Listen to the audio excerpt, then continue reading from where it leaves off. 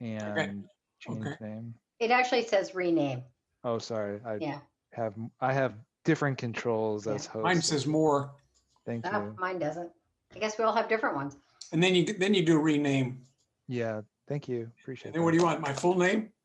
Sure, and then put planning commissioner after that. Okay. Okay.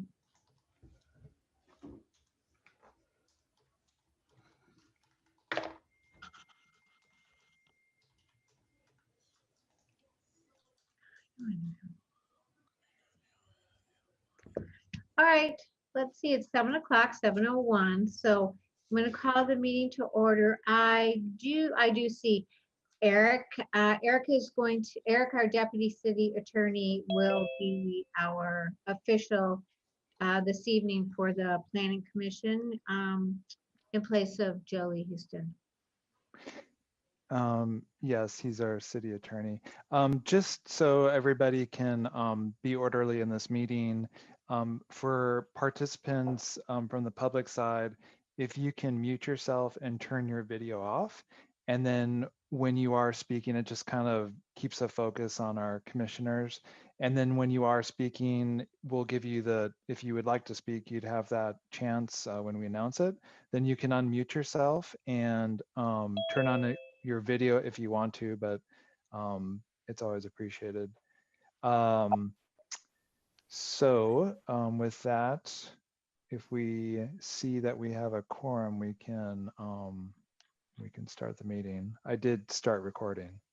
Great. We do not have Commissioner Eric Steinle tonight. He's had to recuse himself because he's in proximity of this project, so he will not be joining us. And I do not see Commissioner Bodnar nor Commissioner Merrick on the call or on the virtual. Steve, am I correct? Let me go down the list. I know Commissioner Bodnar should be joining us. I haven't heard anything about Commissioner Merrick. Okay. But I believe you're correct. We should 1, 2, 3, 4. I mean, we do have a quorum if you want to start the meeting. Sure. Why don't we start the meeting? So I'll call the, oh, there she is. Let me give her a chance to connect. Okay. I'm going to call the April 7th Planning Commission meeting to order right now. Do you want to establish a quorum, Steve? Sure, I'll do a roll call here. As noted, Commissioner Steinle is absent. Commissioner Roche. Here. Commissioner Mensinger. Sorry, here. Commissioner Ahi. Here. Commissioner Bodnar. Here. And Chair Doran. Sure, here. And Commissioner Merrick. Do not see him. And absent. Did we start recording before we indicated the reason why Mr. Steinle is not here? Yes, it's been recording, yes. Okay, great. I'm going to log out for a minute. I'll be back and I'm going to re-log in. Okay. Well, I will then just ask for public comment for items that are not on the agenda for tonight. So if there's anybody on the line that would like to make a comment on something that we are not hearing and won't be making decisions on tonight, please raise your hand in the reaction section. So interim planning services manager can unmute you. We see Peter Mills's hand raised. Chair Doran, how much time would you like to give to public commenters? 3 minutes. Okay, give me 1 sec here.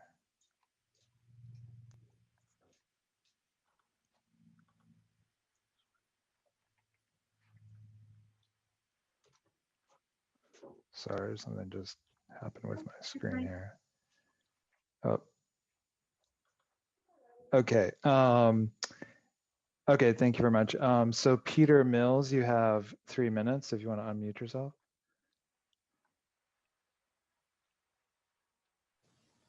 Okay, how was that, Steve? We can hear you. Great. All right, good evening, everyone. My name is Peter Mills. I live on Solana Drive in Los Altos on the dead end of the street that is south of Almond Avenue. I addressed this group yesterday, but I wanted to call your attention to the number of letters and photographs that were sent to the Planning Commission that were part of the agenda packet at the meeting with the DRC on April 6th. There are quite a few concerned citizens who'd like the city to incorporate important conditions into the objective standards for implementing SB 9.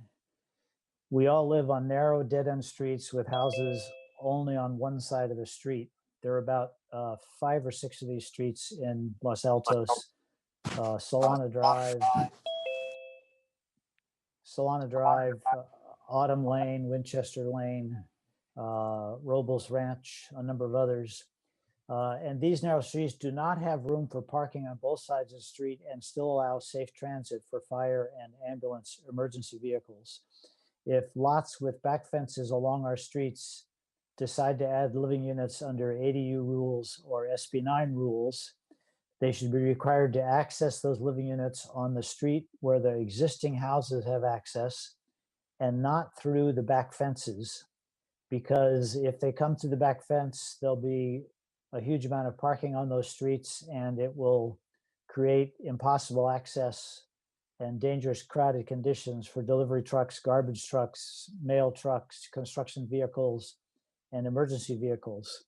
So I would invite any of the Planning Commission to give me a call and join me on my street or one of the others, and we can walk the street in probably 15 minutes and you can see the issues that we're dealing with and that we're concerned about. Again, my name is Peter Mills, M-I-L-L-S. My email address is PBMSV, that's Papa Bravo Mike Sierra Victor @icloud.com. And my phone number is 650-302-2513. Thank you very much.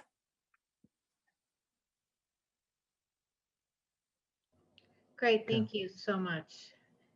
See Diana Leung.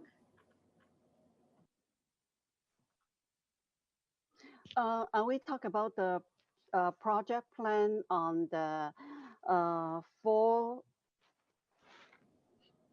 No, so if you would like to talk about 4350 El Camino Real, there will be another public comment period for that. Okay, So this is so I just, can wait. yes, this is just public comments for items not on the agenda. So if Okay, anybody sure. else, if anybody else has a public comment that's not on the agenda, you can raise your hand or unmute yourself and we'll give you 3 minutes. I don't see any other hands raised and I don't hear anybody. Great, then let's move on. Let's move on to the consent calendar for the Planning Commission minutes for March the 17th. Are there any additions or changes? Yes, Commissioner Badner? Yeah, so I think at the last meeting, I was recused from the subject from the earlier time period. And I joined at like 1:15, but no one could see me. I mean, I was there, Right. but it wasn't clear to everyone that I was there. So it shows that I joined like after all of the speakers. And in fact, I heard the entirety of the Dinardi project from the planning staff report to the applicant and all the speakers. So that entering meeting time is incorrect. Okay. So, because it's reflected now, it looks like I entered after this, all the speakers. So if that could just be corrected. Yep. Okay, so sorry, so you joined before item number what again? So the first item on the agenda, the meeting started like 15 minutes later, and then I think there was a break, Right. and then our meeting started, and I was there for that. Okay. Okay. Any other corrections? Okay, don't hear any, then let's make a motion to approve the minutes, please. I'll move to approve the minutes with that change. Somebody. second. Second by Marius. Okay, I can do a Go roll ahead. call. do roll call, sure. Commissioner Roach, Yes, Commissioner Ahi, Yes. Commissioner Bodnar, Yes. Vice Chair Menzinger, Yes, and Chair Doran. Yes, That motion is approved. great. Okay, let's move on to, we had continued to date certain this next item for public hearing for 19-D-01, 19-UP-01, and 19-SD-01, Gregory and Angela Galatola for 4350 El Camino Real, which is a multiple family design review, conditional use permit, and tentative subdivision map for a new multifamily development with a 5-story building with 47 condominium units at the El Camino Real with 2 levels of underground parking. It includes 7 affordable units with 4 moderate income units and 3 very low income units, and a density bonus with development incentives to allow for increased building height and a reduced parking aisle width. Included is a mitigated negative declaration with mitigation monitoring and reporting in compliance with CEQA. And I guess I'm going to turn this over to our project planner for the City of Los Altos. Thank you, Commission. I have a short presentation that I'd like to share with you to just give you an overview of the project and what we've done so far. I'm sharing my screen. Can you see my screen? All right. Yeah. I'm going to find my way into that. There it is. Good evening, Commission. Thank you for your time. And we're going to jump into today's agenda. We've got the city's team tonight. We've got environmental consultants who worked on the MND initial study mitigated negative declaration document. We've got in the audience the applicant and the project sponsor who will be presenting after me. And we also have transportation consultant and city attorney's office present here to help answer questions that the Planning Commission might have. The project existing condition is located at the corner of El Camino Real and Los Altos Avenue. It's a 0.66 acre lot, which is currently occupied by an active and serving gasoline service station, service parking. It also includes a 1466 square feet convenience market and a repair shop.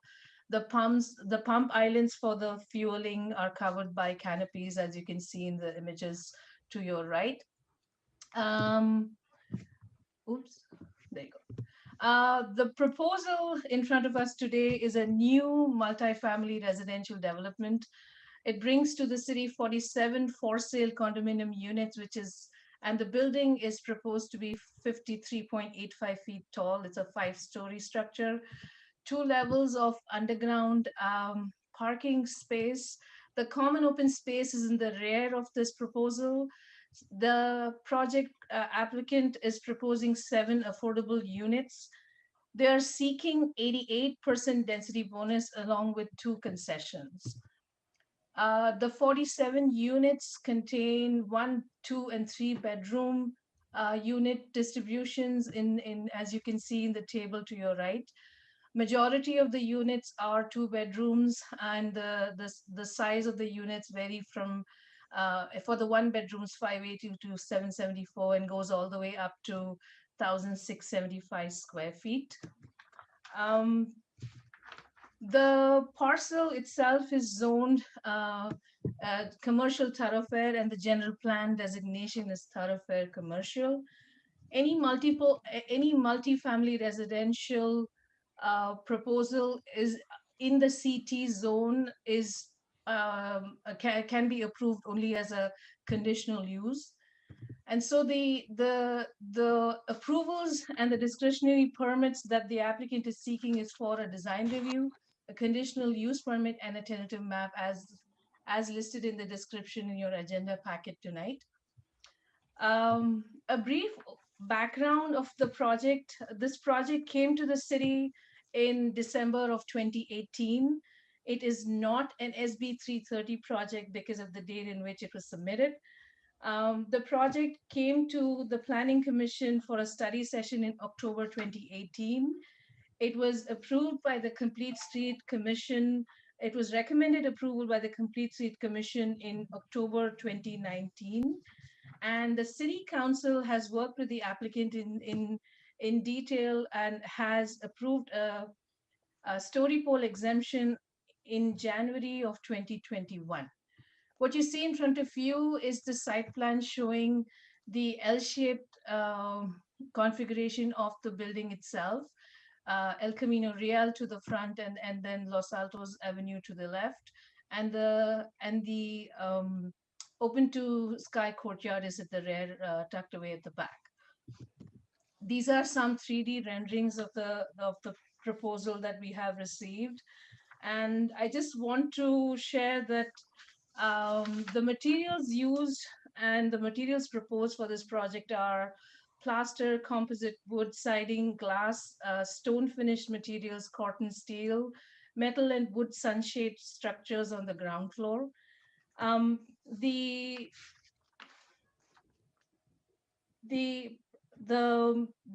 project itself, the way it is presented, and it is with us tonight, it does not conform to all the objective standards of the city.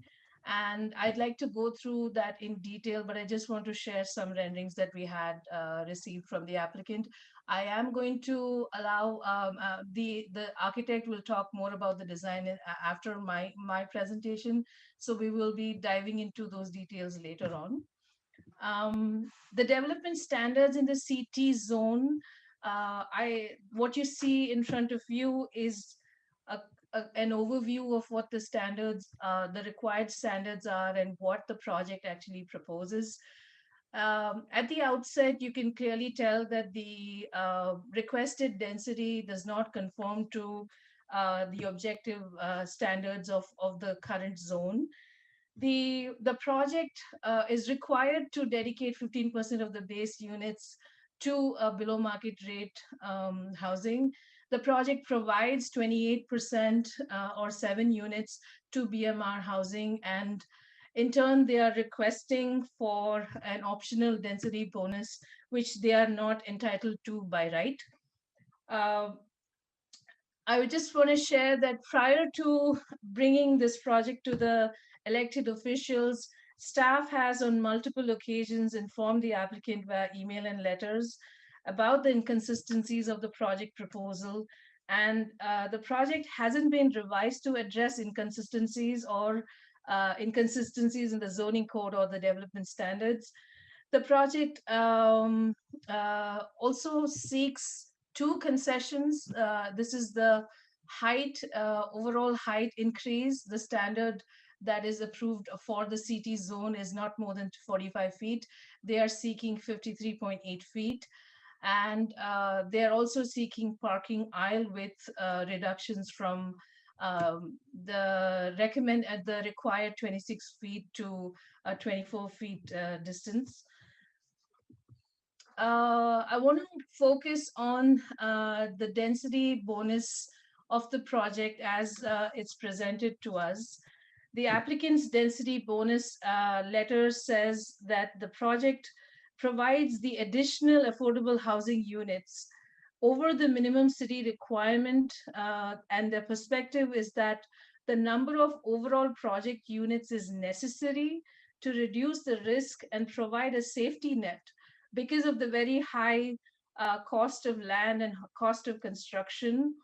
And even those high costs are trending even higher over time.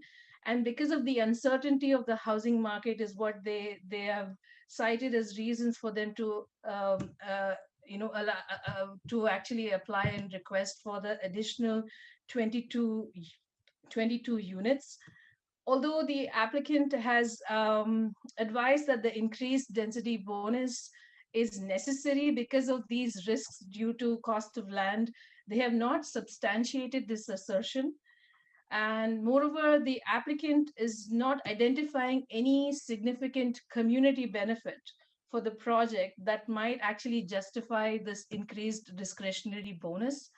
The project, because they dedicate 12% of their below market rate housing units to very low income housing, they qualify for a density bonus of 38.75%. However, they are requesting for an 88% density bonus because they don't meet the objective standards and it exceeds the allowed density. It is not entitled to the requested 88% density bonus by right. Moreover, there are significant inconsistencies with how the below market rate units are distributed in the category itself. As you can see, there are no affordable units on the 5th floor, and there are no 3-bedroom units available in the BMR mix, although the project applicant is providing more than the required number of units. There is this is inconsistent with the Los Altos zoning code for the affordable housing.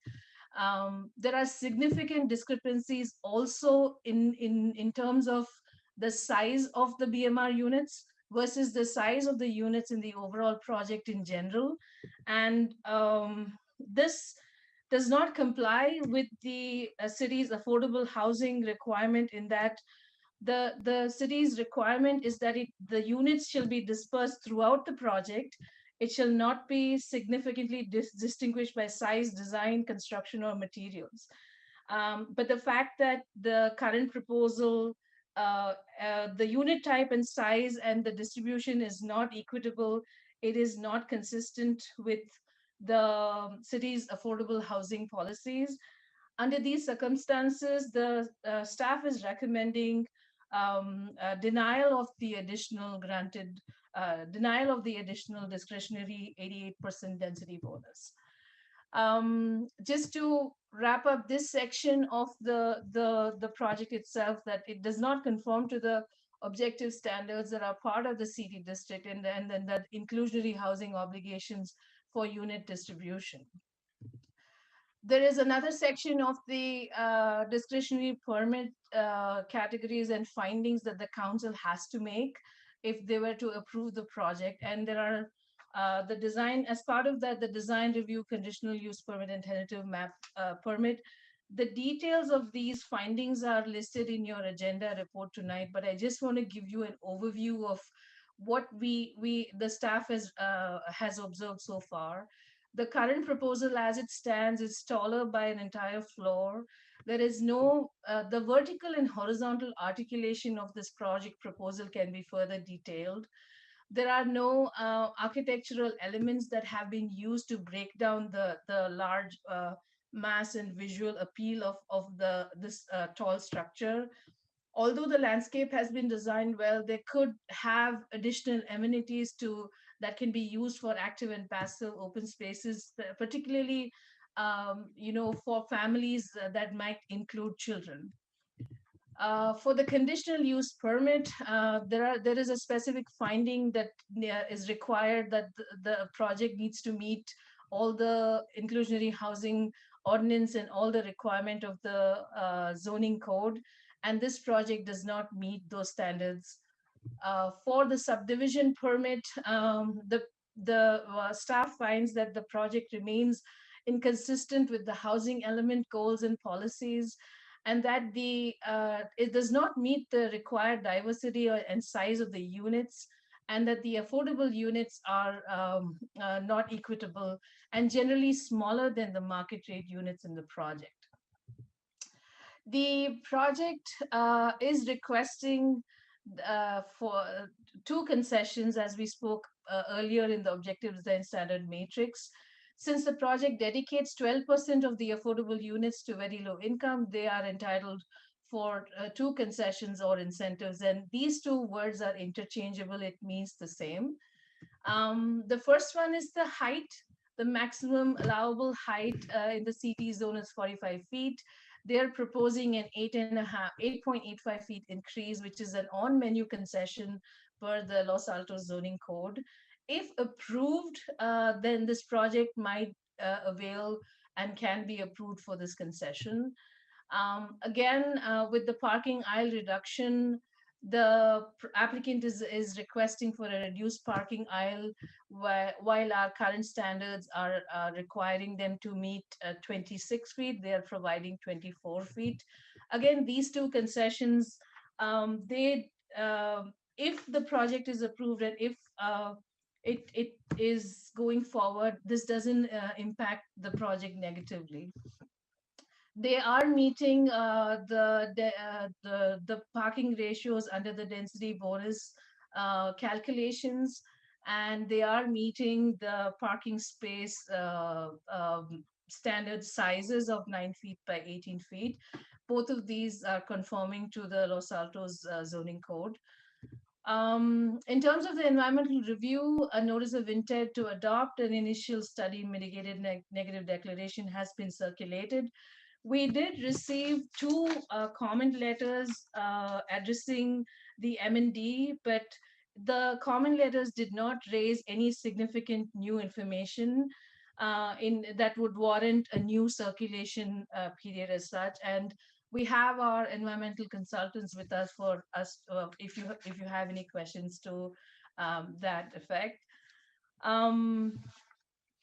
Story poles, the project does not conform to the required modified story pole installation as approved by the City Council.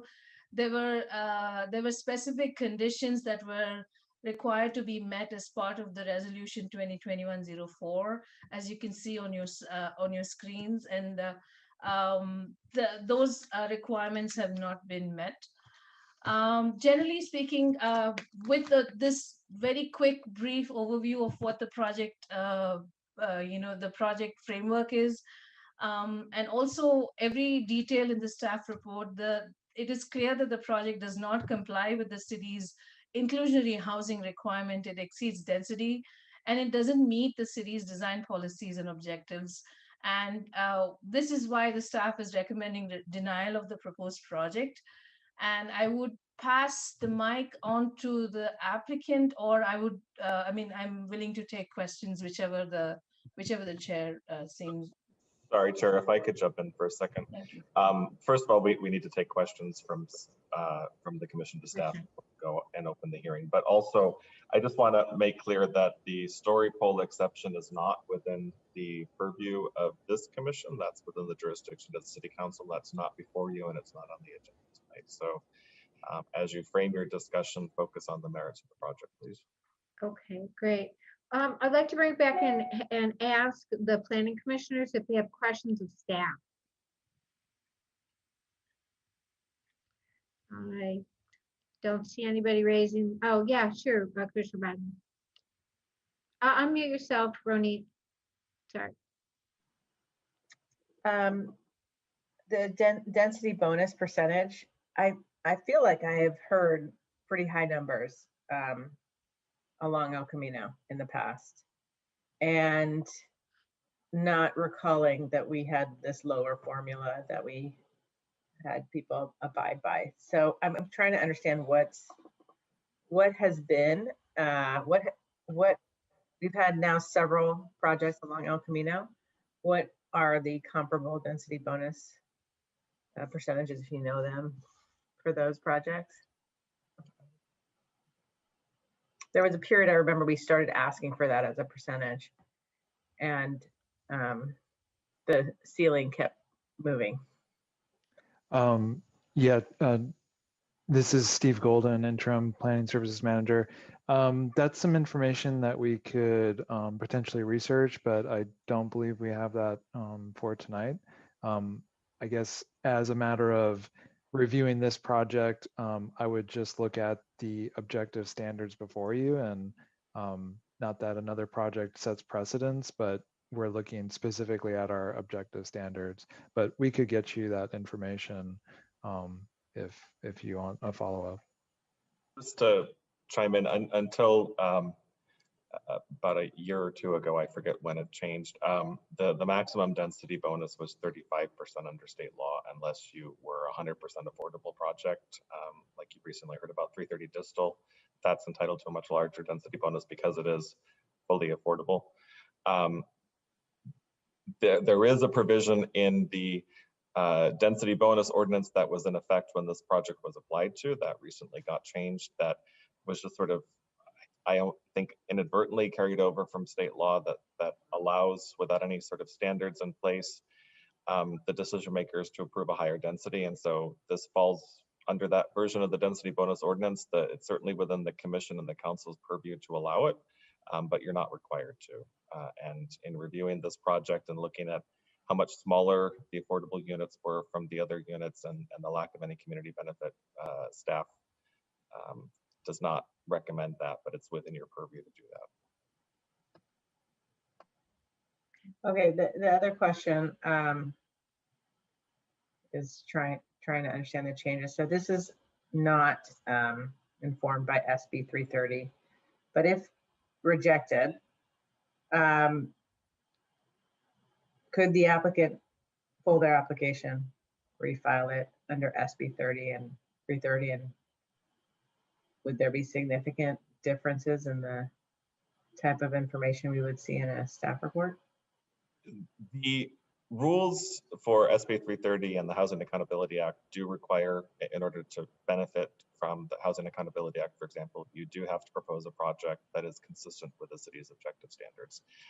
So whether the project were applied for now fresh again, or at the time that it was applied for, it doesn't apply with the applicable zoning. So you do have discretion to deny. Does that answer your question, or did I misunderstand? Yeah, I'm just trying to understand if there's this process to leapfrog the city by going this other route. Are we, like, is it better? I'll just leave it. That's the question. Is whether they refiled now or not, they would still have to comply with objective standards in order to take advantage of the protections of the Housing Accountability Act. Okay. Certainly, this may be related to your question. Certainly, if the applicant were willing to make some changes to the project and come back before you without reapplying, that would be an option for you to consider too. Okay. Thank you. Yeah. Excuse me. Any other commissioner have questions for staff? Doesn't look like it. Okay. Well, this time, why don't we have the architect provide us with their presentation, please? And I think, I'm not sure who's speaking. Raja, could you let us know, please? I think I've been told it is Seidel Architects, and I saw Alex. I see Alex Seidel on. Yeah. Alex, your mic- Angie is also here. Angie also had a presentation. I'm sorry. Yes, I'm the applicant, and I was going to present for the first 5 minutes, and then Alex Seidel will take over for the remaining 5 minutes. Okay, and is that Angie who we see on our screen? Great. Would you state your name for us for the record? Yeah, you're muted. There you go.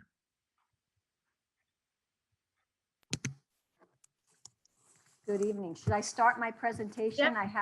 I Go have ahead. 5 minutes. Sure, go ahead. And then my architect will be handling the last 5 minutes of the presentation. I want to say good evening. We are pleased to be here tonight. It's been a long road. We've been at this since 2018. My name is Angie Galatolo. My husband and I have been business owners in Los Altos since 1985. We currently own and operate 3 gas stations in Los Altos. I work for Compass, a real estate firm, and been ranked as a top real estate professional in our community. We have raised our 3 children in the Los Altos School District and have been longtime residents for over 33 years.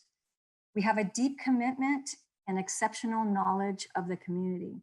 After much consideration, we made the difficult decision to retire this location. We plan on operating our 2 remaining gas stations in Los Altos well into the future. Like any proud citizen of Los Altos, we would like to see our corner, one of the city's gateways, developed in a way that's representative of our beautiful city. We are proposing a 5-story, 47-unit condominium development. The project location provides the most effective transition in density and height from the intensive El Camino corridor to the nearby low-density single-family district. Our proposal goes from a 5-story condominium unit to Peninsula's Real 3-story condominium unit to the Peninsula's Real 2-story townhome, and then to the lowest density and height in the single-family district. The city's general plan. Angie, Yes, are yes. you trying to present something? Because we don't see if your Yes. we don't see any screen sharing right now. Well, I'm not, I submitted that to Rada. Okay, So we're just Rada going should off of have what this. you're talking. Okay, so she should have my presentation. You would need to tell us if you submitted- want somebody to screen share that for you, and if you want it to be screen shared, then you would have to tell us when you're moving to the next slide so we can move that along for you. Okay, is Rada ready? I had submitted that. And I submitted also our architect's presentation as well. Yes, I'm in receipt of both, and I am going to screen share in a moment. I'm sorry, I misunderstood. yeah. I just thought we had the presentation for us to just, review, and you were going to present, but here we are. And I'm pausing the time now, just to be clear. So when you want to move to the next slide, Angie, if you can just let Rada know Yeah. so she can follow you along. All right, I'm sorry, perfect. sorry for the We should be, that's all misunderstanding. right. We should be in the 3rd slide right now. Tell me if this is the one, Angie, and I can move to the 3rd slide. No, that is our architect's presentation. Okay, and okay, give me a second.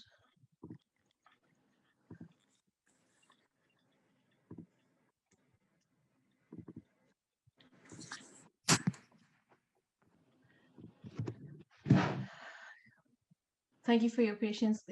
Give me a minute while this downloads.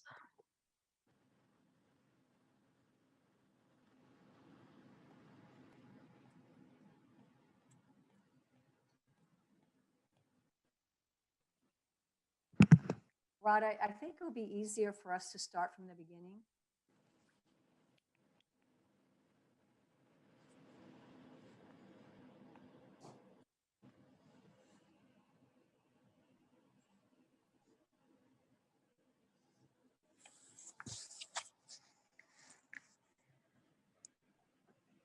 That's it.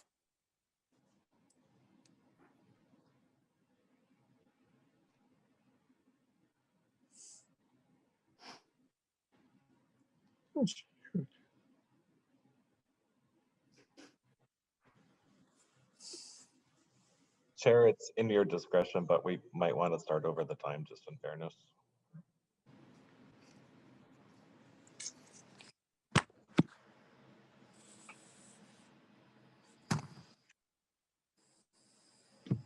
Angie, tell me if this is the one, and then I can. Yes, so that's a slide 1, and you can leave it there, and we'll, since I only have 5 minutes, I had to contract the presentation, so I'm gonna do my little intro, and then we'll hit the slides. So you can go on to the next slide, and I can start over, and then we can continue from there.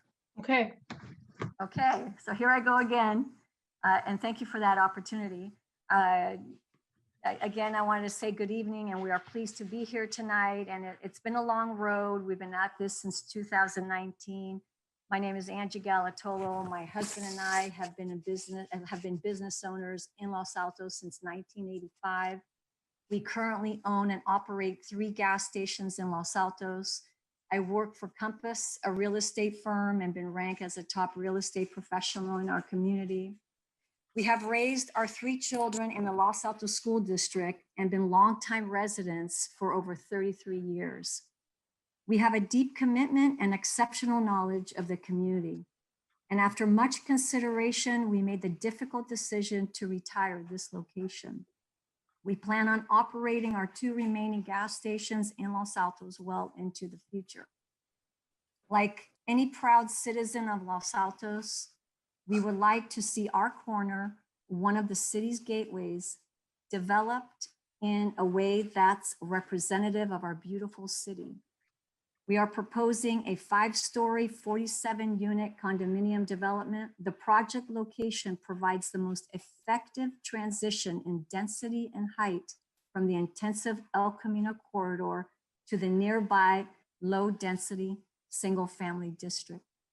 Our proposal goes from a 5-story condominium to Peninsula Real's 3-story condominium unit to Peninsula Real 2-story townhome, to the lowest density and height in the single family district.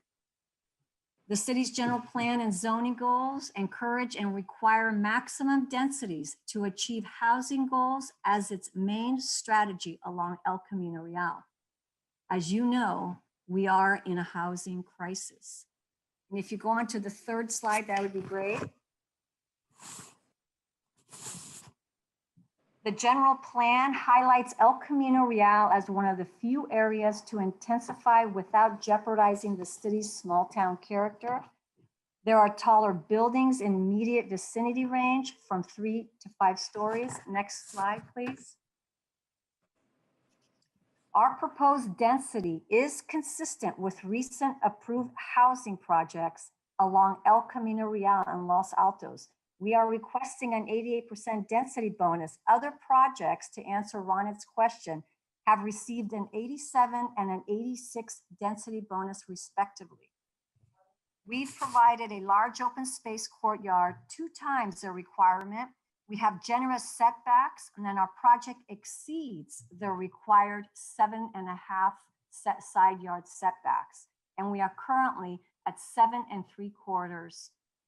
Our height incentive minimized by 2 feet lower than allowed and 4 feet lower than 2 similar projects. Our density is consistent with similar projects on El Camino Real, compatible with the character of the area, and helps meet the community housing.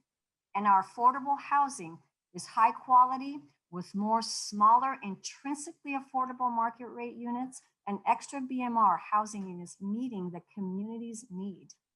Our location is perfect for this project. It has an ideal transition from higher density within the El Camino corridor to single family to the south, and that has limited impacts to city character. Next slide, please. Our on-menu height incentive minimized by 2 feet effectively allows our 9 units at our upper floor. Next slide, please. You should be on 7. One more. Yes, right there. We are providing 7 BMR units and 40 market rate units, largely meeting community need for smaller starter homes and move down households, and 3 additional BMR units over city requirements. Next, please. As you know, Los Altos is in a housing crisis. The average sale price of a single family home is $4.6 million to date. We're very short and very low in inventory, few development opportunities, increasing mandates by state, and very few residents can afford to remain. Not even children or grandchildren can live here. The affordable unit goal for 2020 was 380. Only 32 units were permitted, short by 348 units. Next slide, please. And I just like to point out a few corrections. One more slide. Sorry about that. There's an error in the table that was provided. Just a few corrections. One, the side yard setback says that we do not meet the standard, which we do. We have exceeded it. And our density per acre is actually 71.2, not 75 density units per acre, which is similar to other approved 5-story projects. Next slide, please. So this concludes my portion of the presentation. Next, our architect, Alex Seidel. I thank you. And then we will also like our 5-minute rebuttal to respond to any questions or comments. Thank you. Alex is next. Thank you. Thank you so much for your presentation. Alex, go right ahead. And Chair Doran, and there's I restarted the clock and there's approximately 4 minutes left. So Okay, Thank you, Steve. great, thanks. And would you like us to share the presentation, or would you like to share your own? This is Michael Alex. Rizzo. Yeah, go ahead, Michael. Michael Hi, Rizzo is going to do our presentation. Thank you. and I would prefer to share my screen so I Okay, can go control ahead. the slides. Mhm. Thank you. And when you're ready, I'll start the timer. Okay. Okay, go ahead. Okay, great.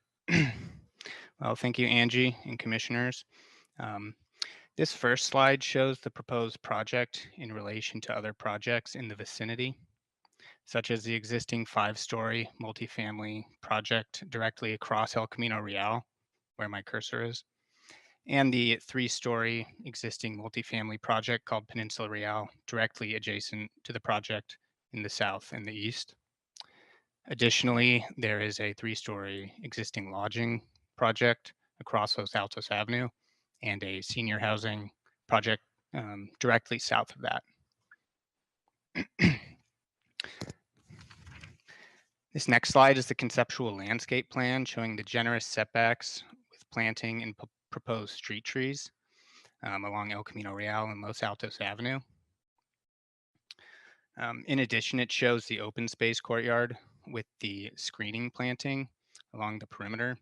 And it also contains the amenities for the residents. This next slide is simply the ground floor plan. I'd like to point out the main pedestrian entry, and it also shows the general layout and logic of the units of the project.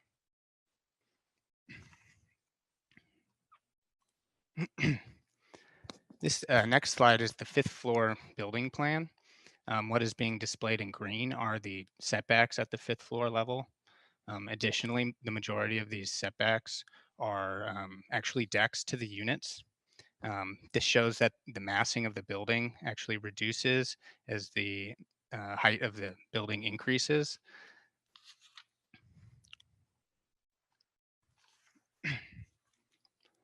This section drawing shows the neighborhood height transition from the single family R1 zoning on the left across the CT zoning, the buffer zone of the 2-story and 3-story condo projects, or Peninsula Real, up to the proposed project, which is along El Camino Real here. So it shows the transition and how we're reacting to that.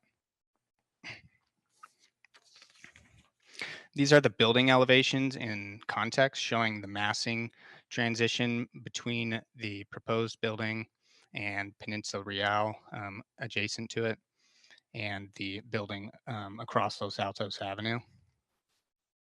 Additionally, it shows the vertical building rhythm in thirds, like in modules of thirds. This left-hand 1/3 module closest to Peninsula Real shares a likeness of material quality in that they share light plasters, wood grains, and a stone base. And the next rendering shows the corner module at El Camino Real and Los Altos, where one can see the Corten steel and gray stone form the anchoring corner of this gateway site. It also shows that the 5th floor setbacks up here are less bulky, and in addition, the bulkiness is reduced by the use of softer material. The next slide is a rendered view from Los Altos Avenue that was showed previously, but it also shows the likeness in material transitions to Peninsula Real. This is a view of the courtyard. It's a rendered view of the courtyard showing the screening planting trees along the perimeter of the courtyard.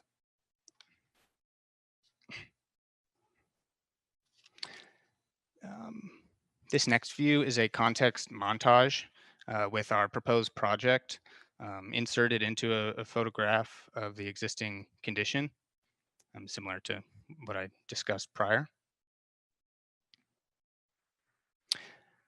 This next sheet shows the material palette, showing many different high quality building materials, a couple stones, different plasters, the Corten, the composition wood siding, along with different architectural metals and glass guardrails. And then finally, these are images of the proposed tree palette that would be along El Camino Real at the sidewalk planter up against the building, and then along the courtyard at the back of the project. So that's my timer. I guess that's all I have. Thank you. Great, thank you. Okay. At this time, I'd like to open the public hearing and ask members of the public who are on the line who wish to speak on this. And it looks like we have several people on the line tonight. So I'm going to limit to 2 minutes. Sorry. I'm sorry. Did we get questions first? Yeah. Absolutely. Yeah, absolutely. I was going to do questions. Yeah, absolutely. Go ahead. Questions of the applicant? Sure. Susan, do you want to go first? You can go ahead. I'll follow after you. Okay. I had a few actually. So the Equitone stone siding on the entryway, I looked up the color and it seems more of like a beige, but on the rendering, it looks like a dark gray. I was just wanting to clarify what color that's supposed to be. If the architect could maybe. Yeah, we were envisioning a gray colored stone. Okay, so that area. is gray. Okay. And then my next question, the garage ramp, you have 2 individual garage doors, one going in, one going out. And one of them doesn't seem wide enough. I was just curious, why the decision was to not make it kind of one opening. Is there a specific reason why one is kind of pushed back? It just looked odd to me.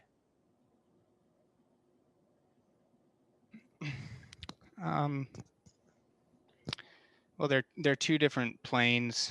One is 10 foot, one is 8'6", as you noted. Perhaps Alex, if he's on the line, could provide some more clarity to that question. Sure. Hi, happy to jump in, Michael. So the 2 garage openings are slightly out of plane, and we think each of the openings are adequate for one-way traffic.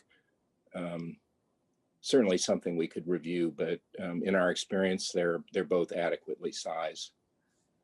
Okay, so it was kind of just a preference thing. It wasn't like there was a need to do that. No, Okay. no, and it's certainly something that could be subject to adjustment if needed. Okay. And then the last question I had was the building that's facing the the neighboring complex on those sides. There's a bedroom that is directly facing those units, and the windows, when you look at the floor plans, the windows are in the closets of those bedrooms, and then the other 2 windows don't seem like they're large enough for egress purposes. So I'm just wondering if maybe someone could explain the closet windows and then also which one is the egress window. So I'll run with that in reverse order. The there are no egress windows required in this building because it's a 5-story building, so it'll be type 3 construction. So, and I'm working off memory now. It sounds like there's some windows that face Peninsula Real that are intended to be recessed, that are bedroom windows. So we pulled them back further away from Peninsula Real.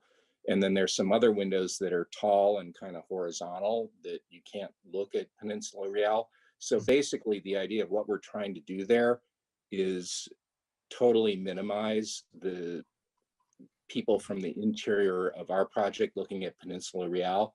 I can't speak to the closet issue right now because I'm not looking at the plan. So if there's a glitch in that, we'll certainly fix it. But I'm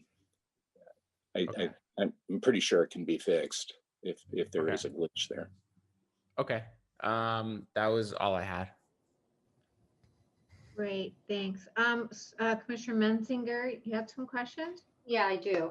My first question is for the applicant. You mentioned in your presentation several times that the density bonus of 80+% is consistent with other projects that were approved on El Camino and Los Altos.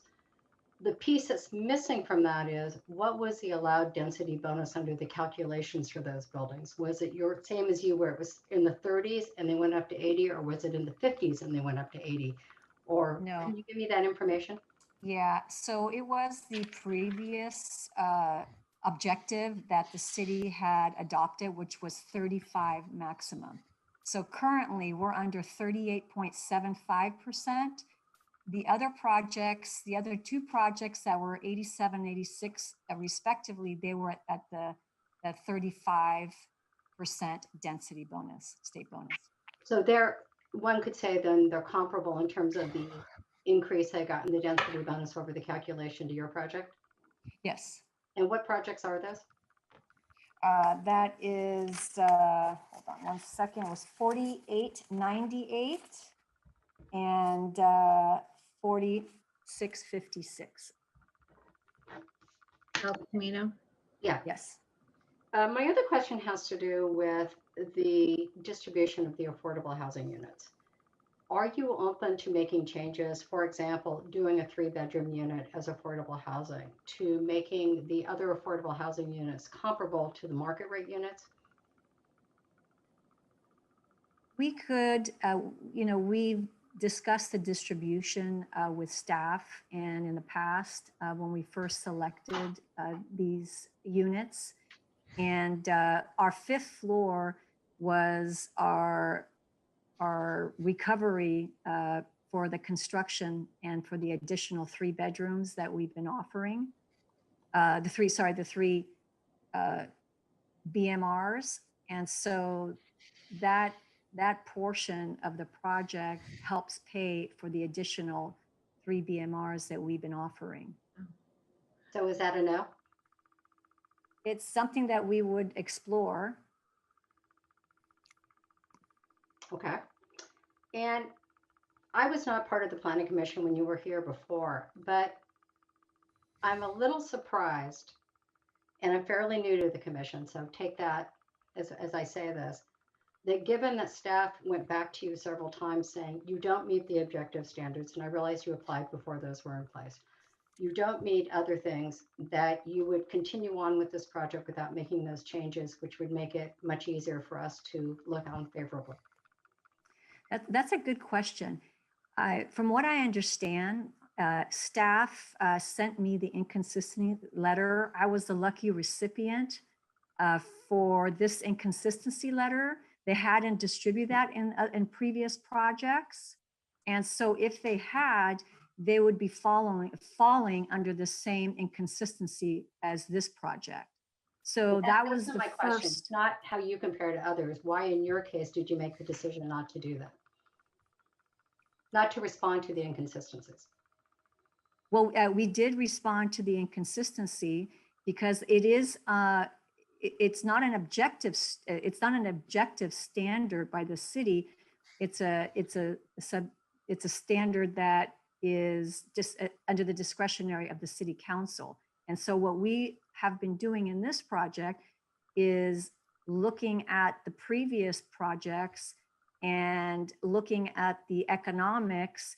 And unfortunately, our economics are completely different from the other projects. So we had to request such a density bonus in order to make this project viable. Okay, thank you, that's it. Could I jump in and make one clarification? Sure. Okay. When we say that the project doesn't comply with objective standards, we don't mean to refer to the newly adopted objective design standards. Objective standard refers to any kind of standard, whether it's zoning, density, subdivision, design, etc. And so it's the density that we're referring to, and that is an objective standard. It's quantifiable and objective. Okay, thanks, Eric. I appreciate that. I have a question because I noted that there's no mechanical equipment shown on the plan, and since there are several units, what type of HVAC system is a split system? Where are you going to put the compressors, and how is this going to integrate into the project, given that it's a open rooftop area? Yeah, I can answer that. This is Alex. It would be typically a split system, and there'd be mechanical condensers on the rooftop.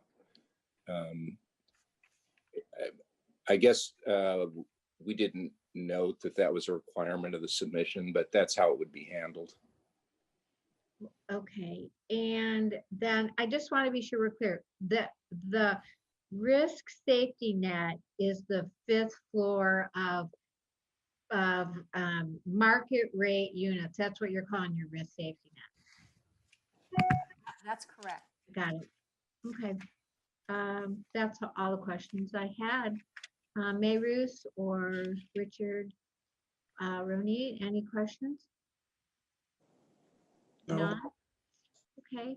Seeing there's no more questions to the applicant. Actually, I'm really struggling with this Yeah. density bonus situation where 2 years ago, every project that went through was in this vein.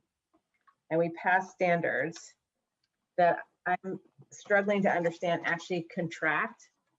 Are we saying that the standards that we passed now result in the future less housing than, and less density bonuses that we would be allowed? And only if we consider it under the prior to SB 330, can we have discretion to allow them to have what other projects 2 years ago when it was dire, but less dire than it is now, we would allow? And I'm really, I honestly don't know what. Did we close a loophole that or did somebody think that this was a loophole and we closed it, and now? I don't know what happened 2 years ago.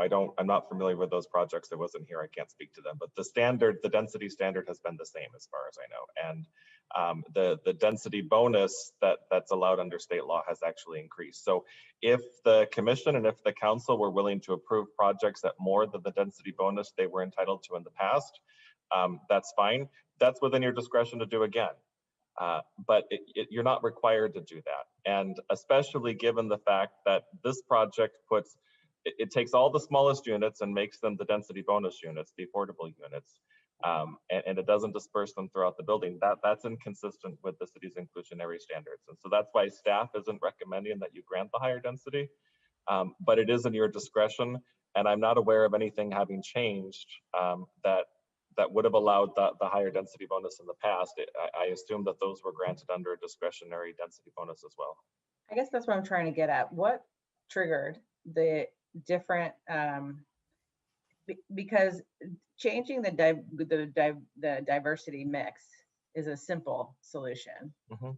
And is that the piece that would get staff to do what they have done in the past, which is approve projects with density bonuses of up to and above 80%?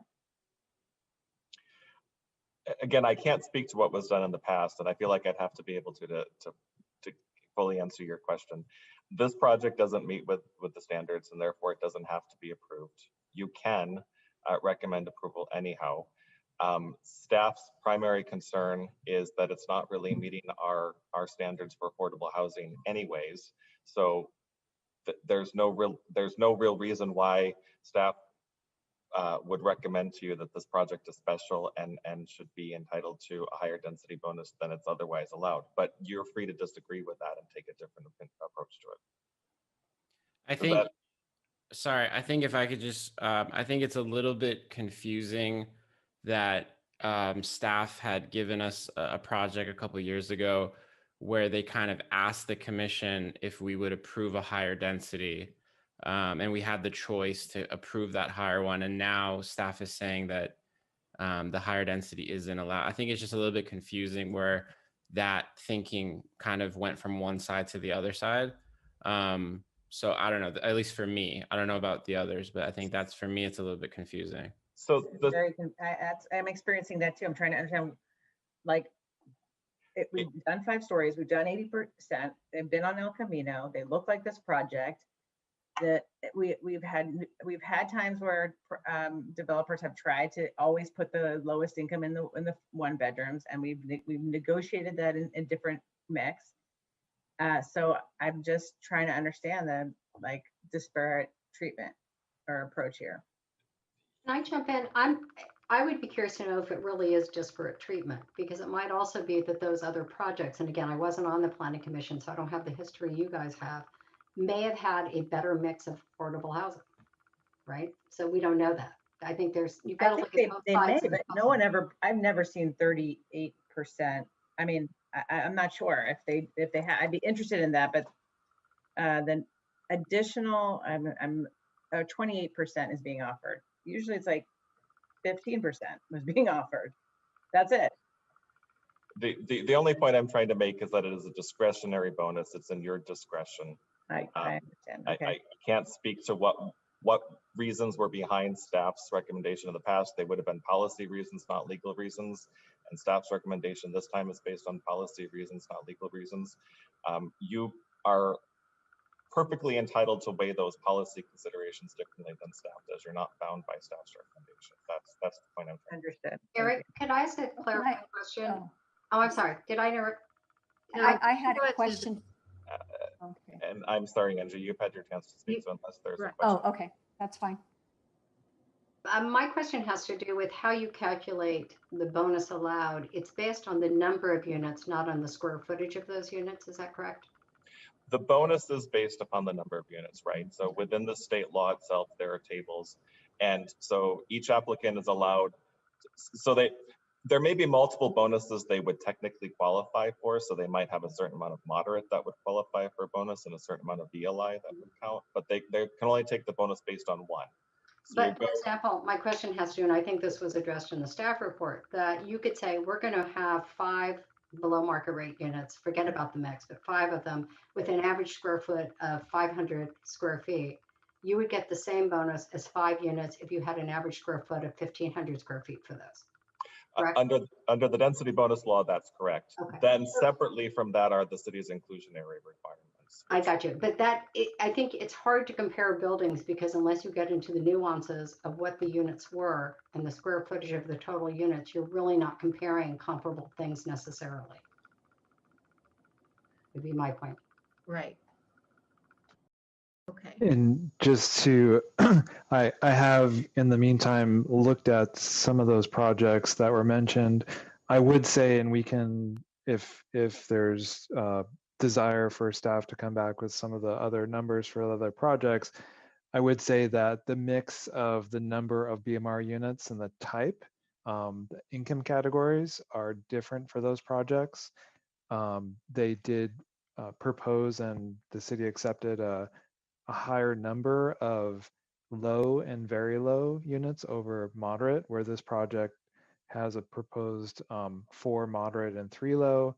The other projects, I looked at one, I looked at both of them. I believe they have double the number of moderate rate units as low and very low. So there's different, I think, because it's a discretion, it was a discretionary approval, and this one is as well.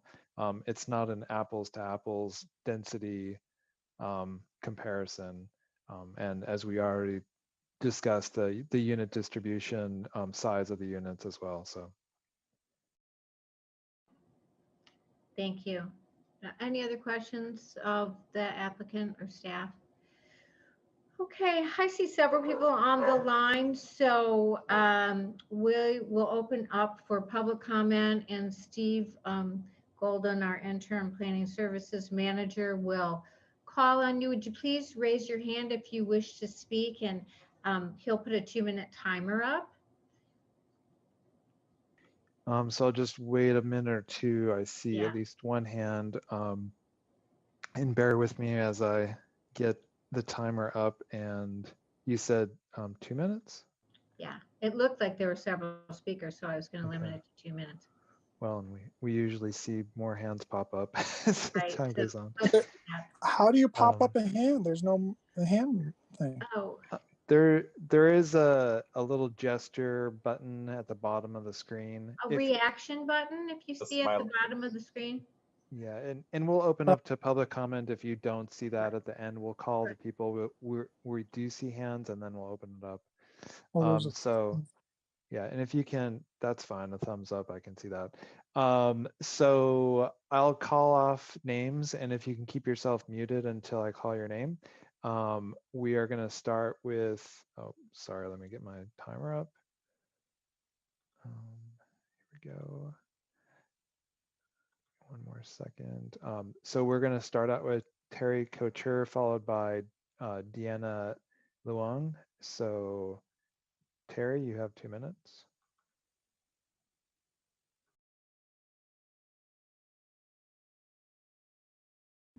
Sorry, it's Terry Couture. My unmute button moved. For those who need help, if you go to participants, that screen, there's the raise hand is on that screen. I know it's kind of confusing. Anyway, I'm Terry Couture, longtime resident in Los Altos. I am on the Art Commission, but I'm not talking tonight as a member of the Art Commission. I'm talking as a longtime resident.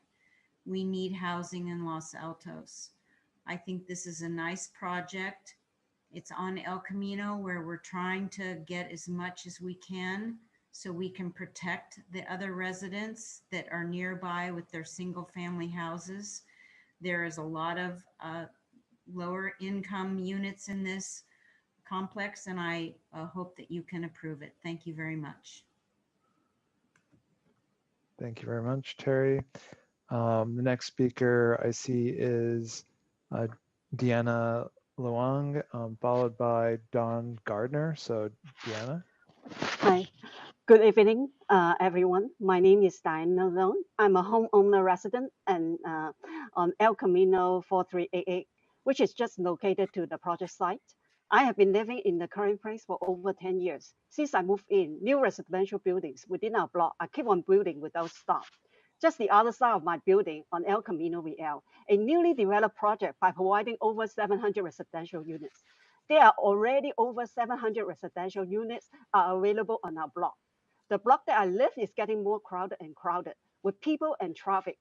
Traffic light timing is getting longer to adjust with more people across the street on El Camino Real. Also, this is already not easy to find car parking on Los Altos Avenue close to El Camino Real, especially on the trash collection day. Since there are abundant new residential units are available, there's no reason to add another 47 units and to solve the residential shortage issue in our area. In addition, the planning site is currently a gas station, which is supposed to serve the local Los Altos Avenue residents. If it is removed, residents near the Los Altos Avenue will need to go further place to pump gas. Committee should also consider by converting a commercial gas station to multiple units residential building. Hazard chemical can be found during the construction on the project. Is it safe to the public? Up to 24 unit family are directly next to the project site with 2-level underground parking and 5-level 65 feet building construction. It will just create loud noise, heavy dust, and garbage that will seriously affect the neighborhood daily life. The project plan, Southside Los Altos Avenue, is a 5-level, and each level has the 3-bedroom units, right? my unit is directly facing this building with only 16 feet apart from my window. My existing view, fresh air, natural light will be totally impacted and blocked by this south side building. Also, my privacy will seriously impact by facing this 3-bedroom unit family in the future. That is my concern. I hope the commission can review my concern and then have the good comment to the applicant. Thank you. Thank you for your comment. Thank you. Thank you very much. Our next speaker is Don Gardner, and I don't see anybody after that, but we'll open up to public comments not with people not having their hand raised. So Don Gardner, you have 2 minutes. Okay, well, first thing I want to mention is I noticed that the meeting that we had on March 17th had twice as many participants as today. And so I'm wondering if this postponement might have lost a lot of potential people who might have wanted to make comments. My comment has to deal more with the fact that this is such a tall building, and I think it's pretty obvious from the presentation that that's the major feature, or however you want to put it, about this building, because that was pretty much everything they discussed. And it is kind of disconcerting that it's being put in front of some 3-story buildings that were built in the not too distant past. And when they built those 3-story buildings, there was an attempt to try to build also on this property, but they didn't want to do it at the time. And now we've got this proposal for a 5-story building. I actually live 5 buildings away from this building, and this building is so tall that it'll actually, the windows will actually look right into my son's bedroom on the 2nd floor of our house. So it's really quite disconcerting. And I kind of halfway wonder if the people that are trying to build this are proposing a 5-story building because they think they're going to get a 4-story building out of it as a compromise, when there really should be a 3-story building there, because that's what the rest of the neighborhood around there is. And it's just, to me, it's just such a huge, tall skyscraper compared to the surrounding buildings. And I really hope this commission takes that into consideration and tries to get the builders to build what really should be there, and that is a 3-story building. Other than that, I guess that's obviously the main problem with this project, is they're trying to maximize their profits and try to take advantage of everything that's going on. And oh yeah, there is a housing shortage. And oh yeah, they're going to cash in by taking advantage of that right now. And I think that with the new virtual environment and so forth, the housing may change around. But I just think it's an opportunistic project. Thank you very much. Well, thanks for your comment. Appreciate it. I now see Ann Paulson with her hand raised. Ann, you have 2 minutes.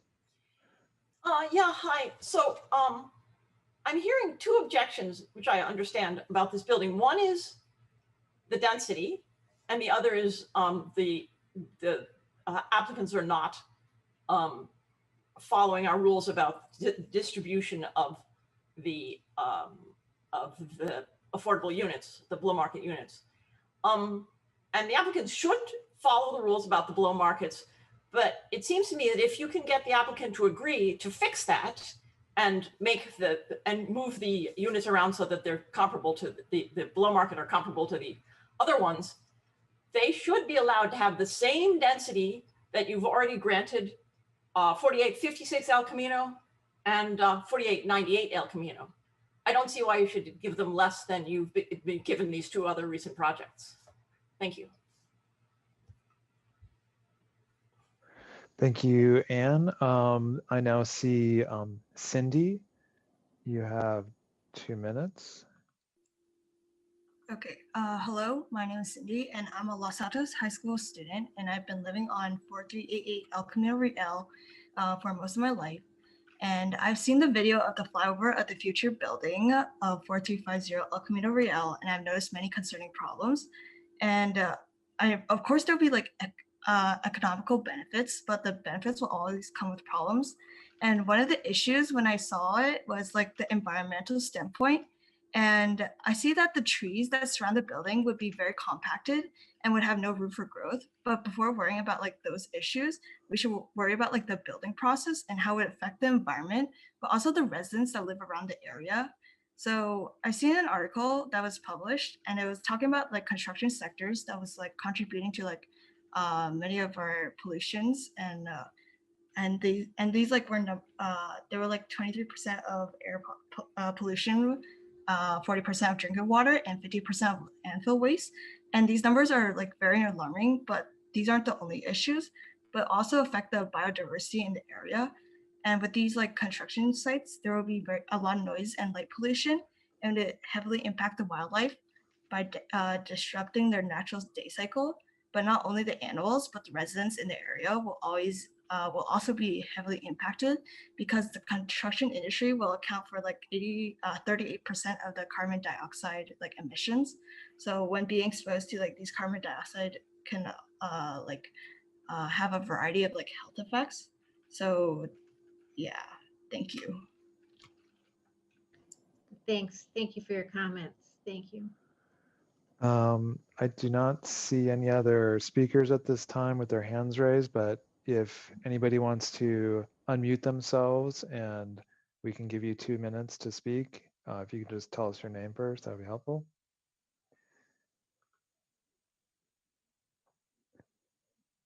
I don't hear anybody at the moment, and I don't see any other hands raised. Let me just scan down. I don't see any callers that would be unable to mute themselves.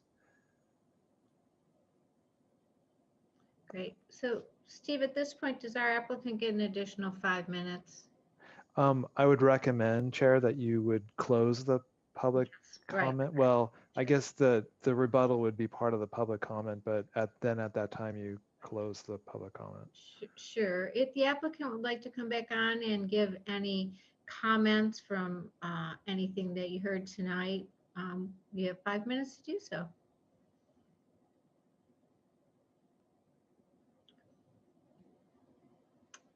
Let's see. I guess I don't see or hear anything from the applicant. Yes, I'm ready. Oh, are you there? Yeah, I'd like to respond to the comments on pollution, environmental concerns. That's a gas station. There's a lot of environmental and pollution that's associated with that. And as a result, and as a real estate professional, the Peninsula Real condominiums, they don't perform in sales like an appreciation like the neighboring stacked condominium projects.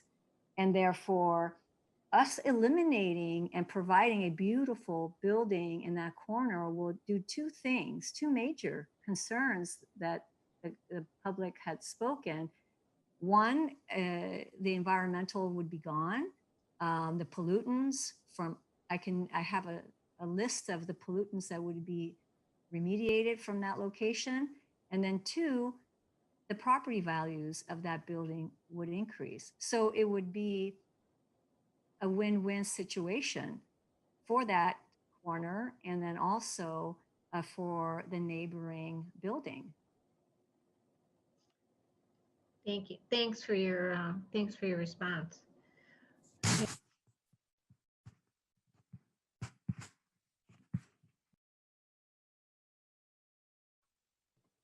Sorry, since there's no other public comment, let me close the public hearing and bring it back to the commission for our discussion. Let's see, commissioners, I can start with who, Richard, any discussion from you on this project? Well, clearly the objective standards is a big issue, big discussion. The density percentage, maybe comparing apples with oranges. I think we do maybe in the future better breakdown analysis of that, so we do have comparable data. Again, density bonus. The height of the building is a big concern, and looking at the heights as on the blueprints, depending on where you're measuring it from, whether it's the roof base or the parapet or the top of the elevator. The building is, we have a 45-foot requirement, and it's either 8 to 18 feet above that, depending on where you measure it from. The size and bulk, okay, so on El Camino, no human scale there at all. Where's the guest parking? We talked about parking, they got parking. There's no guest parking in the building. Where are they gonna park? They're not gonna park in El Camino because that's just been eliminated. They're not gonna park on Los Altos Avenue. Well, they may, but there's very few spots with it, particularly with the senior center across the street. I don't, if I remember right, there's no parking right there. So where the guests gonna park? You get 47 units. They're gonna have some guests. They're gonna park across the street near the liquor store. They're gonna park further down in El Camino. It's a big concern.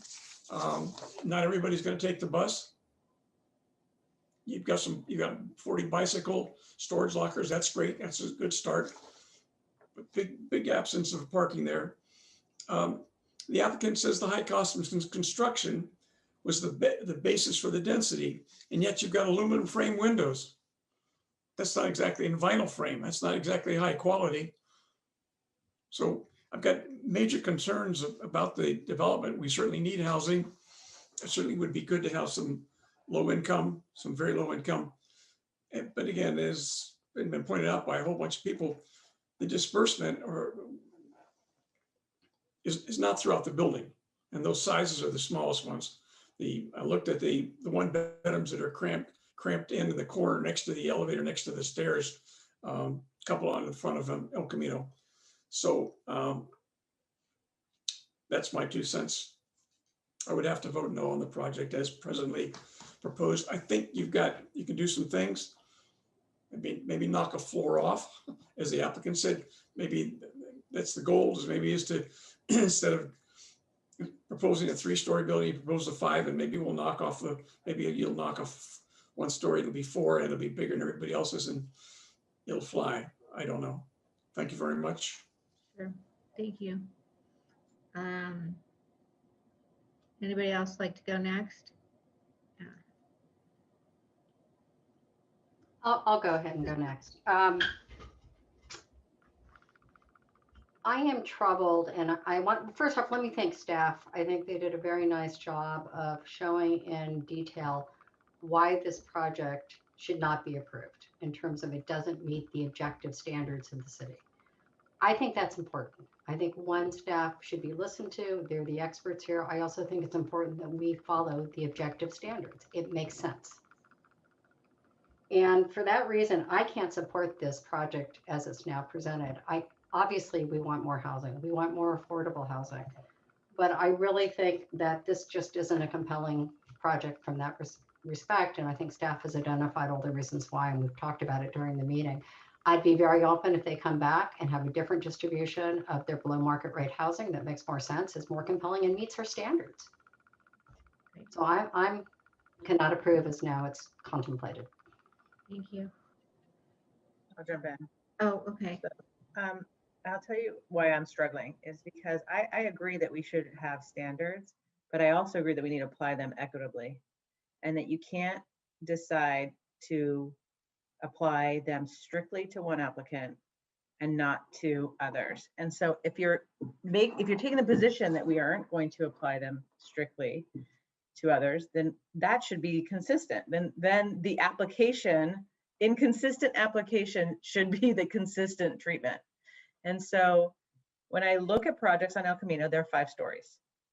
And if we were to go with the recommendation here, and I'm struggling with the recommendation because it is inconsistent. That's my issue, because I do like to go with the recommendation of staff. They tend to be consistent.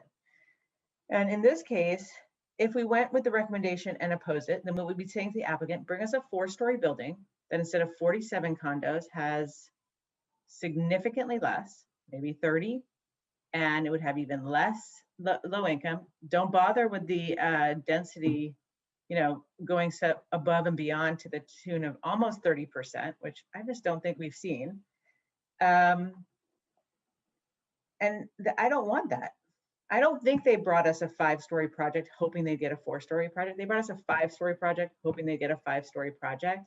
And as a planning commissioner, I want to approve a 5-story project and not make this take 2 years, because in 2 years, they'll come back with a 6-story project. And so we have buildings that look exactly like this along El Camino, and Seidel Architects actually designed many of them. Like, in fact, they designed one of our biggest projects in Los Altos, the Colonnades. And if you look at their website, you will see all the other projects along El Camino that look remarkably similar to this one. And so I think we should be consistent. I think we should apply our codes consistently. And in my mind, that is allowing this to go through. So my struggle is like, well, where's the whole design discussion? Like, we did that 2 years ago when we had, and I'm looking at those comments where we talked about like the corner design and the wood material and the location of extra parking and landscaping, and we haven't gotten any of that feedback from staff, because we're it's like existential. They're like not getting approved at the very first step, so we're not able. So I'm comfortable with approving a 5-story project with an 80% plus density. And the question I have is about this mix. And I feel like we just recently had a conversation where we were saying, is the density mix that we have been suggesting accomplishing what we hope is providing more housing to more people, or actually is a mix that has more 1-bedrooms, making very low income even more affordable to more people than a 3-bedroom. So I don't know the answer there. I do think that in years past, I was of the opinion that, well, we want 3 bedrooms so that families can have access to it. But if that's not the demographic that actually needs it as much as I don't know. I don't know what the answer is to that. But I am concerned that just like this, the combination that we've identified is the best. I'm questioning that. I'm willing to go with it and suggest to the applicant, change up your mix, even if that means you won't give 28%, you'll give 18%, because that is more important to the city in this state, and my presumption is the city would then be behind that. So I certainly am. Where I'm coming from. Thank you. I'd like to weigh in on that. I'm struggling similar to Commissioner Bodnar. The one thing that really bothered me is that it's not is talking about the 5th floor as the risk and the safety net, and we have to have these high price units to make it work. And take this with the spirit it's intended. It's not our issue to make your project pencil. So it's your property, you want to make it pencil, we understand that. And I'm trying to find the reasons to approve this, because I do agree the El Camino is where the density is going to be. It's going to be 5 stories. You know, we tended to overlook the design elements that were brought up, the issues that were brought up in the past reports, which, you know, I think that we need to go back and revisit. So I'd like to revisit the mix of units in the building and not have the haves and the have-nots. And I think we need to look at, you know, 1-bedroom and 2-bedroom units for our low and moderate income units, remix the building. We also need to answer the questions about, you know, visitor parking. We need to look at those design comments that the planning staff had previously put out. And then we can move it forward. And since this is on a CUP, we're going for a CUP tonight, we could move it forward and condition the project based on a number of these items so the project wouldn't stall. So I am suggesting that as a part of how we move the project forward. But it's really hard for me as a commissioner when someone says, I have to, you know, this is my expensive floor, and then I have all the have-nots below. So that's not the spirit of affordable housing. And that's kind of not the feel you want to have in your building. You don't want to have the have-nots on the first floor with one bedroom, you know, being in the elevator in the garage with the haves on the fifth floor. It's just not the spirit that the low income and moderate housing was intended to be in dense housing. So let's see. Those are my comments. Should I go next? Yeah, absolutely. Okay. Yeah, I guess my comments are more design focused because I kind of assume that that the other issues wouldn't be kind of a big issue, but I'll start with the concessions. I think the density bonus in the 47 units is fine. You know, we've had other projects where we haven't even used the density number. I think our housing element is looking at removing that for the CT zone. So it seems kind of strange to require a density on this project. Height concession is fine. There's many projects that are much higher than this building. Access aisle, 24 feet is fine. As far as the distribution of units, I think, you know, I can assure you that council is going to have an opinion on that. So I think the Los Altos Affordable Housing Alliance or League of Women Voters, they usually have a good understanding of what units are the best. So I would probably get their advice on that. As far as the architecture, there's a couple of things that caught my eye. I think the corner condition is still not designed in the most effective way. It's very similar to what we saw a couple of years ago. I think that the entryway should really have more distinguishable features, you know, awnings over the lobby area, an address number, you know, a lobby entrance that's more visible, more landscaping in the front. It doesn't seem like the other entries that we've seen in other projects before. Another thing is, and this might be personal, but the combination of the dark gray color and the size of the pattern of that siding, I think it just makes it look very heavy on that corner. I don't know if maybe it would benefit from having larger size panels for that portion or a lighter color, but again, that might be just my personal opinion. The driveway, as I said, I really think it should be modified. It kind of worried me that, you know, they're kind of jagged and that one is 8.5 wide. I think it could get very confusing for residents coming in and out of the garage. If there's a way to just make it one single entry, I think you should do that. Glass railings, we haven't really endorsed that on multifamily buildings, so I think you should really look at changing those. And then the areas that face the neighboring buildings, that 4-story plaster element, it's on A3.2. Those elements are concerning because I think it just looks very dark and heavy. I don't know if there's a way to make a break where maybe the bottom is like limestone and then it goes to plaster. Maybe having, you know, some type of band to break it up, or a metal lattice of some sort, just something that breaks it up, because that continuous 4-story element, I know staff was making a comment on that specifically. But yeah, I think, you know, there's a lot of aspects in the staff report that staff feels haven't been addressed. So I think that if we do recommend this, I think that we, like Shelley said, I think we have to condition it with specific things. But yeah, as far as the density and the height and those things, I mean, in my opinion, those are no brainers to pass them through, because we've done that in the past many, many times. So that's it. Great. Thank you, Mayrose. Well, we need to make a decision at this point of how to move forward with this.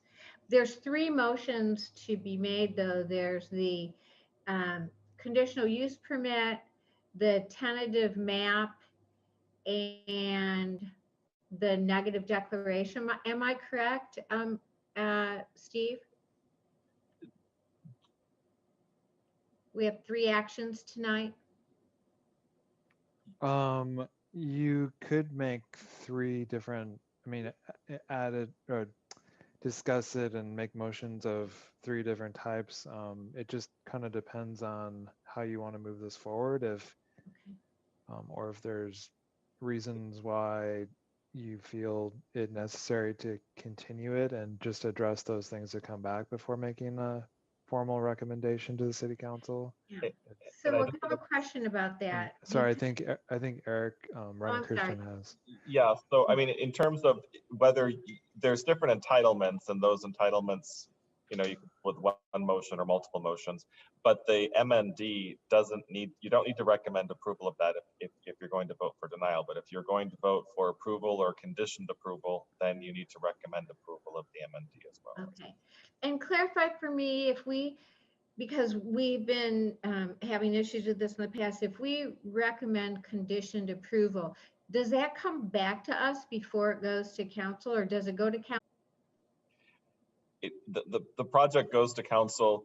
I mean, the application is the application. And your recommendation in that case would be to say to council, well, we could agree with the approval of the application with these conditions.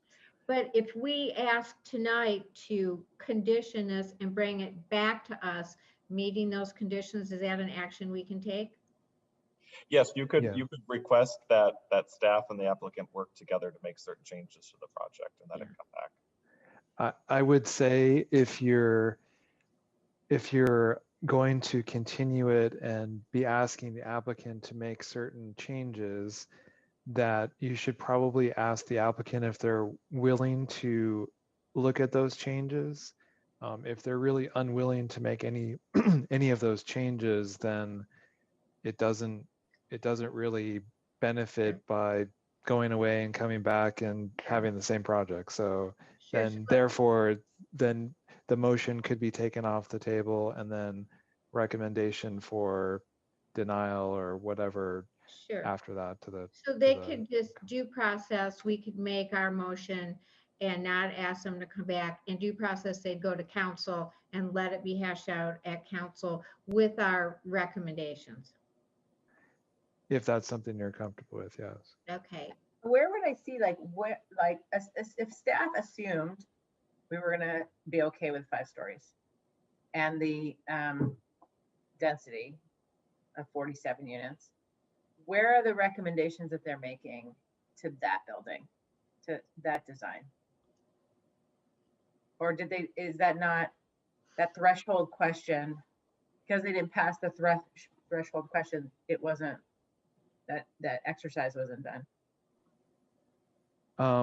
So let me restate what I think I heard. So you're asking about if if the commission didn't agree with the staff recommendation, a different option for this to move forward, why that wasn't on the table? I'm saying I want your, like, more specificity in design recommendations along the lines of like what Mehruz was suggesting with respect to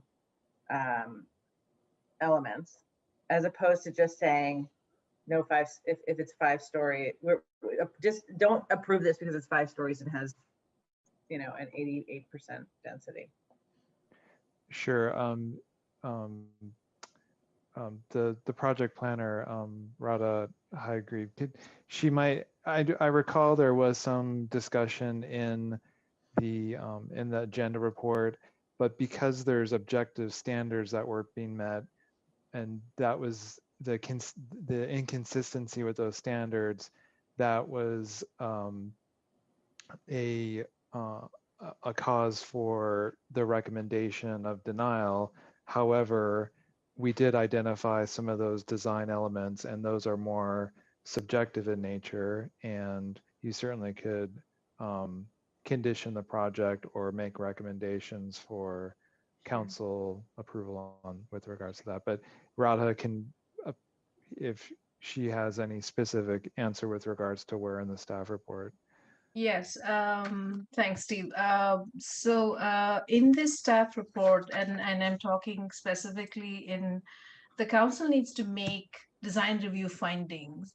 And I speak to those design review elements that I believe Mehruz also pointed it out, that we need to make certain findings for architectural elements and defining and articulation. This is I mean, let me remind you, this is before the adoption of the design control standards in the city. And so I have made staff review recommendations to that effect as to if the applicant were willing and the city council needs to make these findings if they have to approve it. They would have to definitely work and modify certain features of the project design and the way it is presented to us. And I just want to remind the commission that the previous project planner, Sean and Angie, and before I took on the project, has worked and has requested and made recommendations and sent in an innumerable number of letters requesting those details. But above all, it's the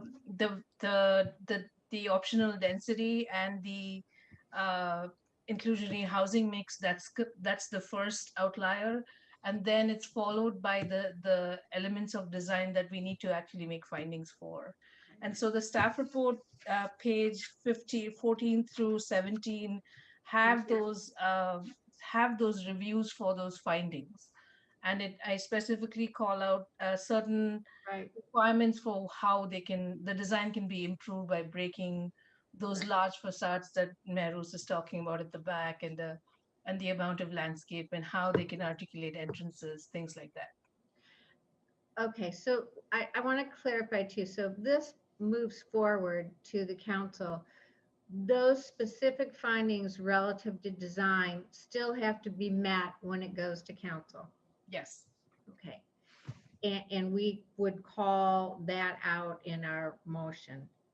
And then I want to go ask the applicant, is the applicant willing to make these revisions to the plan before we take our vote on this? I mean, do they have a willingness to make some of the concessions, especially when it comes to the design? Can I ask a question that is on top of that? Like, sure. Do we need to first know if city council is going to agree with our 5-story density bonus? Because if they make all these changes and they get there and they don't pass that threshold question, then it will have all been for naught. So do we need to send it to the city council to answer that question and then send it back to us for the design review? That I don't know. Is that an option? Sorry, could you explain that again? I apologize. I'm saying, if we send it forward to council and ask them to also make all the design changes, but council doesn't agree with our threshold question, like our threshold statement of like, we're okay with 5 stories and 88% density.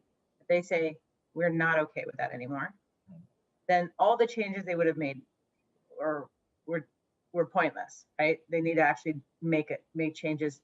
They need to design a 4-story building. So shouldn't they get that answer first?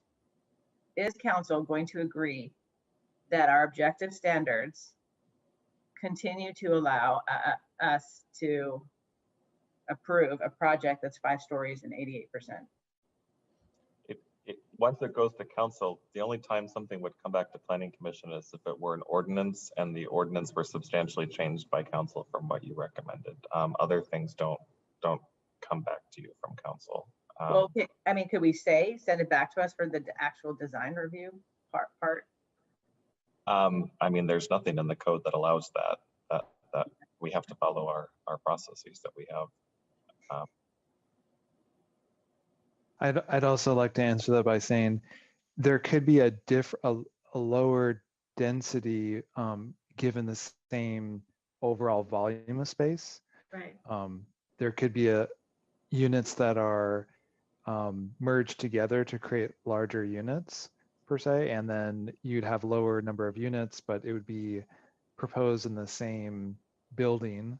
You could put different elements on that building to break up the massing or other design issues that you think should be addressed. So I think there's different elements to address here, but just reiterating your recommendation, once it goes past this commission, then there is no requirement to come back to the planning commission unless the council feels like they need your input again after they make some decision about it or determination to send it back to the commission.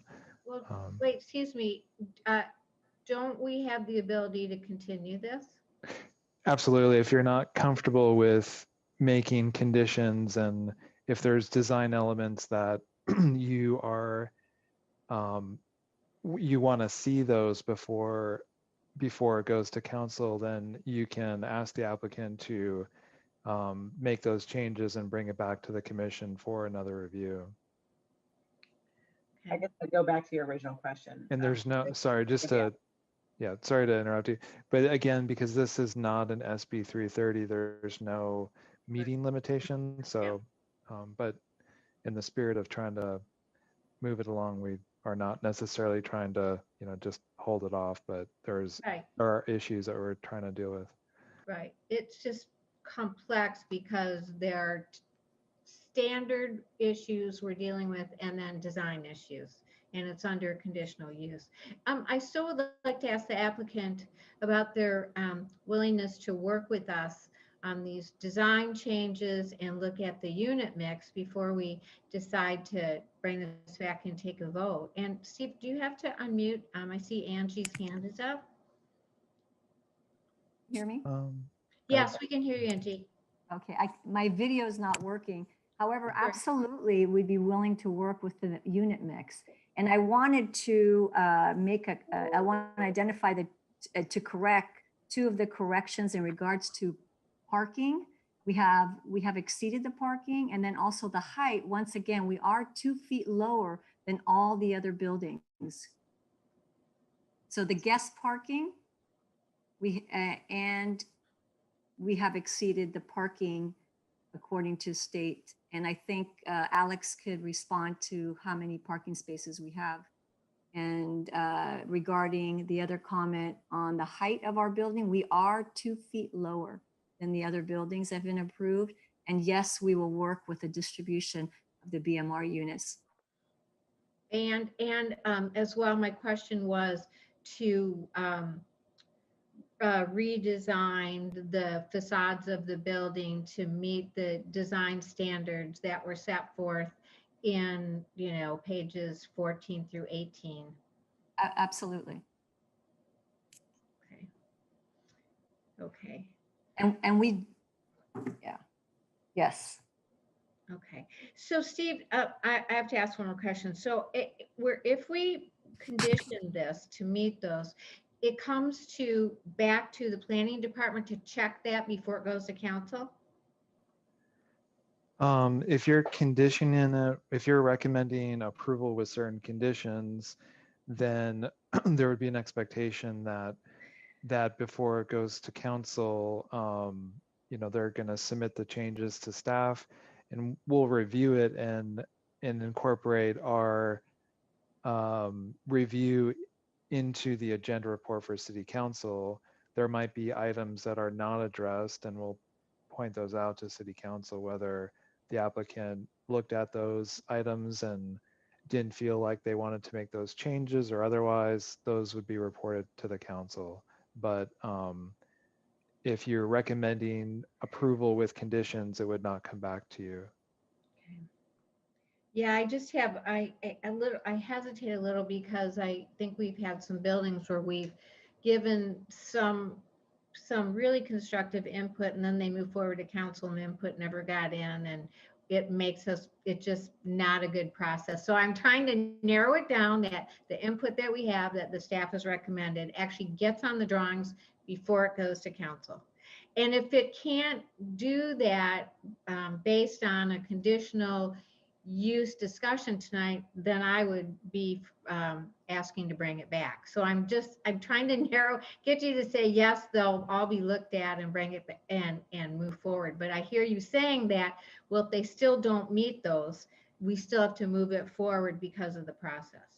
Yeah, their due process as far as, the applicant can consider those recommendations and incorporate them, or staff will report out to the council those deficiencies. Well, I'm going to ask the commissioners, how do you feel about that? I mean, what's your feeling on that? I want to just air it out right now. Sorry, I'll go first. Please, no, please. I guess it's just a it puts me in kind of an uneasy situation because it's something where staff is not really comfortable with the density and the unit distribution and also the design. So I think if we push it to council, we're taking the risk that these two elements are not really approved, let's say. So there's the risk that council could, not like what the changes are. There is, I see some benefit of it coming back to us. But again, I feel bad to make it come back because I think that they do understand some of the comments that we've been giving, but it's a very, I don't know. I didn't think the density and the height were going to be a topic of discussion just because of the other examples. Yeah. Yeah. Ronit or Susan or Richard, how do you feel about that? Personally, I'd like it to come back to us because I think, as you pointed out, Shelley, that we have referred things onto the council and the changes weren't made. And I think my issue is not so much with the height. My issue is with the how the density bonus is being used and the composition of the units. And I think we should ask them to come back to us. And I'll obviously also incorporate the design elements. I'm sorry to keep kicking it down the road, but I think it's too big of a risk to send it on to council. We should do our jobs and do it well before we send it to them. I think I see a better opportunity for like progress if it comes back to us than if it goes to council with two kind of big issues, the density bonus and the mix, and also other design issues. And so I would see if we could solve at least one, if we can figure out the density mix, and if we can make progress on the other one, then I see it having more success. And I would be interested in this period if like a plea because I know they listen to the housing experts to suggest to us also what they think is the right mix based on our actual needs. I really trust their expertise, and I'd be interested in that, and hopefully we can get that from those folks, and maybe staff can reach out to them to ask them for that, or if staff wants to stick with our density mix, that's fine too, but I'd be interested in that. And then in terms of the design elements, I imagine that a lot of it is locked in, but we've talked about landscaping, we've talked about visibility, signage, things that are actually not major fundamental like changes to their design. And so I would encourage them to entertain those. Great, thank you. Richard? I can go along with it. What you said, what suggested that it come back to us. I'm fully in agreement with that. We've got some big changes to make. I really question in the back of my mind whether they'll make them, because this is not their first rodeo. The applicant's been here before, and it doesn't seem that they've made the changes that have been suggested in the past, but I'd sure like to see it. I'd sure like to see a nice, beautiful project on that corner with affordable units, provide more housing for people here. So yeah, I go with making the changes and bring it back to us, and let's get it done. Sure, I agree. I just don't want to have happen what's happened in the past where we send it forward. So I'm going to miss the gas station, just so you know. It's one of my favorite stops. But so let me figure out how to make a motion on this. Can I ask someone to state the motion? Should we just move to continue this based on the design comments that are in the staff report, pages 13 through, I think it's 13 through 17, and then looking at the unit mix of below market rate units, as well as understanding the right mix from our housing experts, and addressing the design elements, landscape, visibility, and signage. So basically we're continuing this, and do we want to do it to a date certain, give the applicant a date certain or just wait till they come back to us? Don't know. I mean, I bet they would try to come back to us as quickly as feasible, but Yeah. leave it to them. We'll be here. Yeah, we'll be here. So I move to continue application. I have to go to the application for 4350 El Camino Real with the changes that we have discussed. And I believe, Steve, you'll put that in the report, which have to do with design elements and then the unit mix. Question, was your motion, did it include the diversity, the distribution of the units? Yeah, yes, the distribution. And I'm not questioning the height of the building. I was not putting that in my motion. If anybody else has any feedback on That's that. great, thank you. Yeah. Is there a second for that motion? Second. Okay. Okay. Sorry, the second was from, Rennie.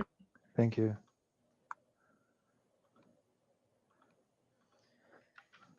Okay. Do you want me to call? Sure, just roll do a call? quick vote. Commissioner Roche, Yes. Commissioner Ahi, Yes. Commissioner Bodner, Yes. Vice Chair Menzinger, Yes. and Chair Doran. Yes. Okay. Thank That's you. Thank you to the applicant and their representatives and to staff for this. I know it's a difficult issue, but we will get this moving forward at some time. Okay. Thank you. Yeah, sure. Let's see. We are now at the point of looking at commissioners' reports and comments. Has anybody attend any meetings, have any comments? Or I'm going to add on to that any future agenda items? Do we want to talk about a future agenda item for the subcommittee with the DCR? Yeah. So, just to chime in, under the Brown Act, if you want to add something to a future agenda, you're allowed to take an immediate vote without discussing the issue, but you can't really discuss the issue that you Okay. want to put on a future agenda. Okay. Just want to be clear. Thank you. In that case, I think we should maybe add it to a future agenda. Yeah, you're right. We're going to add the design. Yeah, the meeting that the Design Review Commission and the Planning Commission had yesterday on SB 9 and the subcommittees that we'll be looking to form. Okay. I guess for Commissioner Bodner's benefit, since she wasn't there, does anybody want to just rehash real quick what was decided? I would rather that we not go into the discussion. Oh, okay. I can watch it. I actually got on at 6 tonight, completely the wrong day. Right time, but wrong day. I just didn't have it right, but I'll watch it. Okay. And then as far as potential, future agenda items, your second meeting of April is canceled. City Council canceled those meetings that week because of the Jewish holiday. And then that would take us into May. And I don't think we had any specific items on meetings in May other than just to remind you, there is a request for a study session with City Council on May 24th. Oh no, sorry, that was April moved. 26th. I'm sorry, you're right. I had that May date on my brain because that was previous to the change. Sure. So sorry, yeah, April 26th, and the corrected date is April 26th.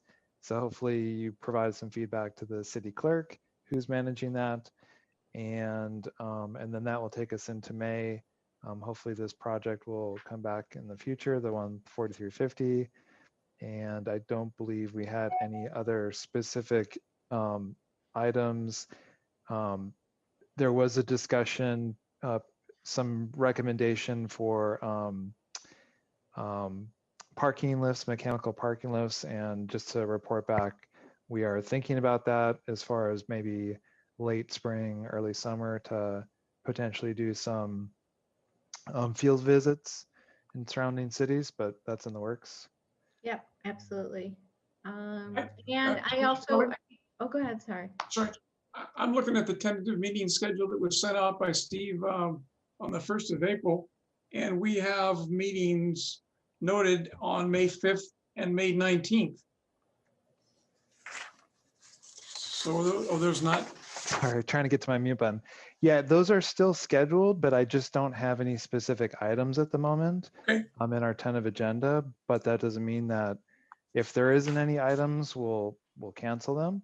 Okay. If there are items, we'll be definitely meeting. Sure. They're on the schedule. Thank you for the clarification. And at some point, we wanted to look at the application of modular high-rise, modular mid-rise and high-rise, and understanding the design elements of those. And I talked to a few people in the industry who are willing to give us a tutorial and about what you can and can do with those, with articulation, etc. So we understand those a little better. Maybe I'm the one not understanding it, but just to bring it up, yeah. Okay, great. Sorry, I was just curious if maybe Steve or someone, has there been any discussion about having us go back to City Hall for meetings? Or is that kind of still, I just was curious if there's a plan. What, you don't like how we look from the top or what? It's like There has been discussion. I believe the council is going to consider that in a May meeting. Oh, okay. Just to report back, the council chambers has gone through some updates, and that seems to be coming to completion. So a little bit is pending that final construction or cleanup of the construction over there. And so that might be a little bit dependent on that. And then also the council's decision about bringing commissions back together. I'll just say that there is discussion about a potential hybrid approach to allow some input from people in this virtual sort of venue, but also having people meet in the room. Yeah. Okay. okay, great. Thank you. Steve, isn't my understanding is once the governor takes away the COVID emergency order, then we would be required under the Brown Act to meet in person? Is that accurate? I'm not, maybe Eric has heard more the legal requirements. I'm not certain with regards to that, but look at 361 again. I don't, unfortunately, I'm sorry, I don't remember the details of it right now, but we do have to sort of, again, be careful about, we're allowed to make short reports and ask questions of staff and get quick answers, but we can't spend too much time on a topic at this point. Things are on the agenda. Okay. Well, seeing no other business, I just close the meeting. Adjourned. Thank you, everybody. Thank you. See you. thanks. Good night. Bye. All right.